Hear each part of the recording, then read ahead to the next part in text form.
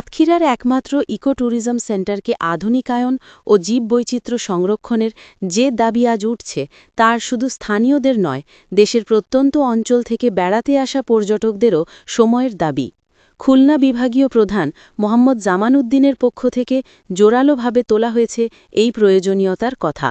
২৭ November শুক্রবার খুলনা পশ্চিম বন বিভাগের আওতাধীন সাতক্ষীরা রেঞ্জের Kalagachhia eco tourism centre, Khulna, Sharankhola, Satkhira সহ বিভিন্ন জেলা থেকে আগত পর্যটকে মুখরিত।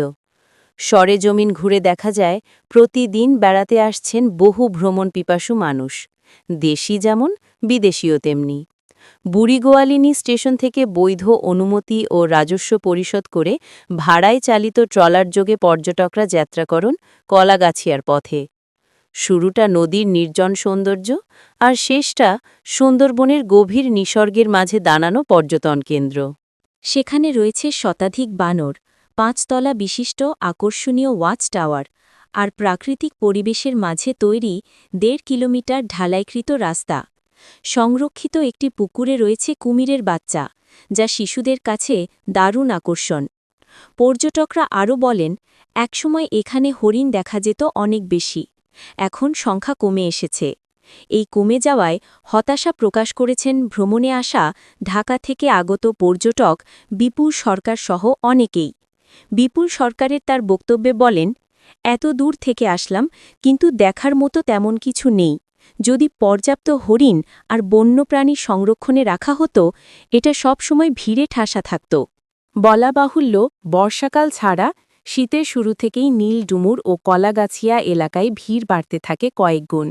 নারী, পুরুষ, শিশু ও পরিবার নিয়ে আসা পর্যটকদের পদচারণায় জমে ওঠে নির্জন গ্রাম। ইকো ট্যুরিজম সেন্টারটির উন্নয়ন কর্মকাণ্ডের বিষয়ে জানতে চাইলে স্টেশন কর্মকর্তা জানান, স্টেশন কর্মকর্তারা বক্তব্যে বলেন, কলাগাছিয়া ইকো ট্যুরিজম সেন্টারকে আরও মনোমুগ্ধকর ও আধুনিক পর্যটন গন্তব্যে রূপ দিতে নানা উন্নয়ন কার্যক্রম চলমান রয়েছে। জীববৈচিত্র্য সংরক্ষণের কাজও পর্যায়ক্রমে এগিয়ে যাবে। বিশেষজ্ঞরা বলছেন, সাতক্ষীরার এই ইকো ট্যুরিজম সেন্টার শুধু একটি ভ্রমণস্থল নয়, বরং সুন্দরবন সংরক্ষণ ও পরিবেশ সচেতনতা বৃদ্ধির অন্যতম মাধ্যম।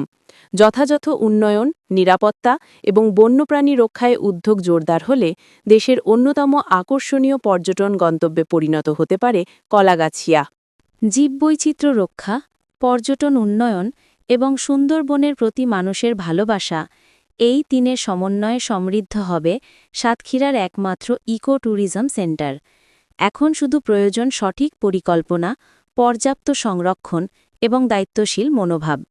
Report, TV9 Bangla, TV news desk, Dhaka.